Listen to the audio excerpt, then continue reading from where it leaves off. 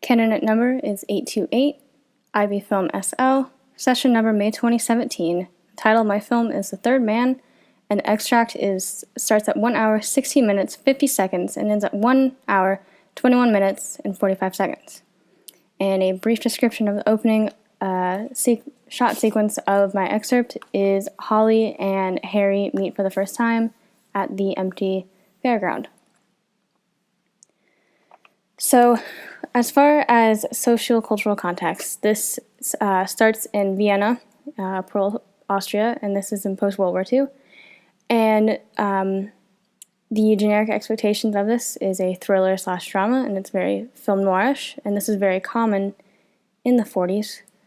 And the target audience was people who were affected by war, people who lived through it, whether it was in Europe or America, or even Britain, because this was a British film.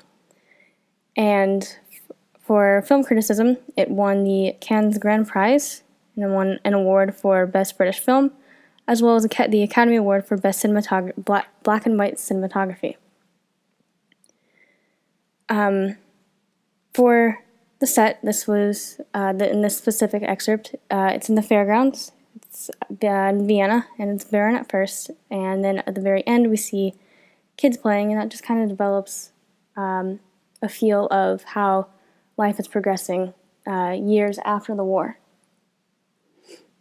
For camera work, we see the car, like the Ferris wheel car, but there is a screen behind it to make it seem like it's moving, and the camera even wobbles along with the car. For lighting, there's very harsh lighting on their faces, both Harry and Holly, and it shows the intensity of the scene, and it shows how serious the situation is right now, because Harry has faked his own death, and Holly is his best friend, and Holly has come to Vienna to see Harry, only to find out that their friendship is a little chaotic at the moment. For costume, this was in the late 40s, so men were wearing suits at this time, and they had hats on, scarves, as the scene it's in the winter in Vienna, and it represents class and how civil they were, and it's kind of like Mad Men, in the sense of how they were dressed very proper, very clean, very neat. For directorial intention, Sir Carol Reed, he directed this. He really desired to have the war-ruined and dark streets with the places that have been bombed in order to have the full effect of war. And David Selznick, who was a co-director of this, he also demanded that the film be shot in Vienna for expressionistic style, to show how terrible how terrible the war was, and how much destruction it actually caused. For sound, there is some diegetic, which we hear like the opening and closing of the car door. We hear their footsteps, and we hear like the wind outside when the door opens up when they're at the top of the wheel.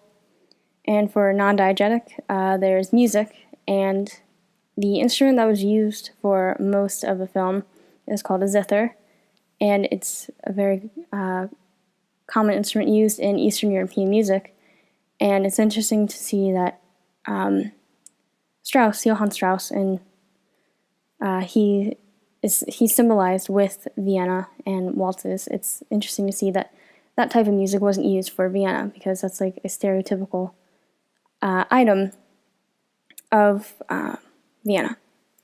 And there's a quote from a source that I used, and it is, "The chilling music sets a mood of polarized dislocations in the world, in other words, such as war and play, men and children, and in the corrupted city's no man's land environment with its bombed-out, war-torn ruins, dark and slick streets, cemeteries and sewers crisscrossing beneath the sectored zones."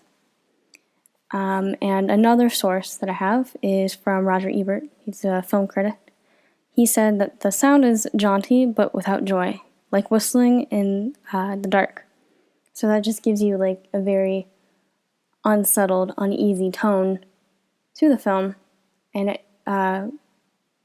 demonstrates the thriller, film noir theme common in the 40s, which is common in the 40s. And another quote that I have from a source is, "It is a complete, striking demonstration of the use of art for art's sake. With cinema movies models shattered effortlessly, Carol Reed is a picture titan of genius." And this comes from the New York Daily Mirror, which was written in 1950.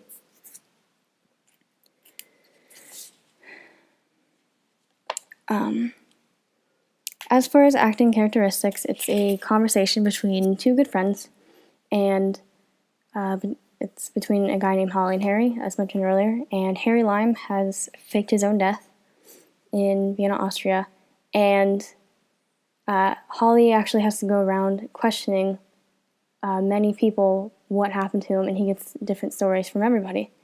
And the conversation is light in some aspects, such as Harry taking things not too seriously. He jokes around but still manages to answer philosophically. But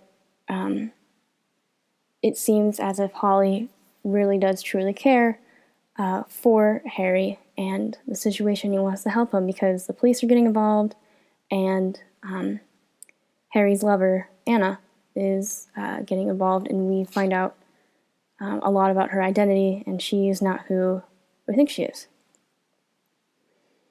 For editing, it's a continuous montage of back and forth to Holly and Harry, and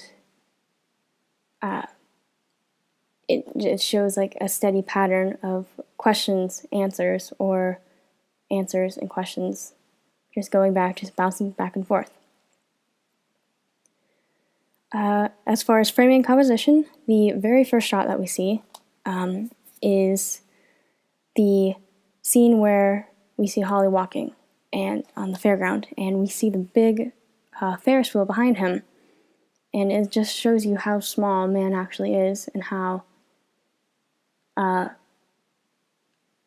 much they can affect something, or how little control they have over situations such as war and death and everything that was involved in World War II. And then we move on to seeing Harry.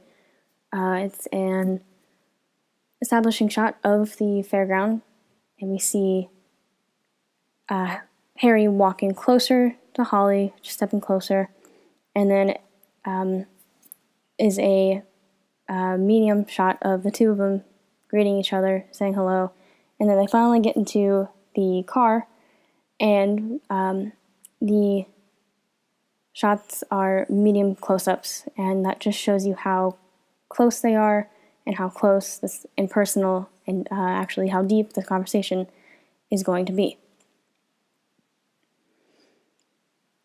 For the script, this takes up most of the excerpt. That's an issue with this excerpt, actually. But Holly seems very stern, yet caring in his questions, while Harry just seems to take him lightly and jokingly, but he still answers. Harry becomes very philosophical, and he at one point he asks Harry if he'd feel any pity for one of the people down on the ground who stopped moving. Similar to if people would feel pity if something were to happen to him, or if people felt pity if when Harry was so-called dead.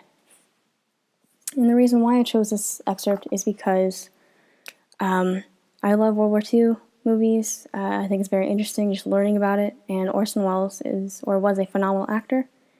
And I remember watching I Love Lucy with my mom when I was little, and I just think it's incredible how he improvised the Cuckoo Clock speech, which is at the very end of this excerpt. And that concludes my presentation.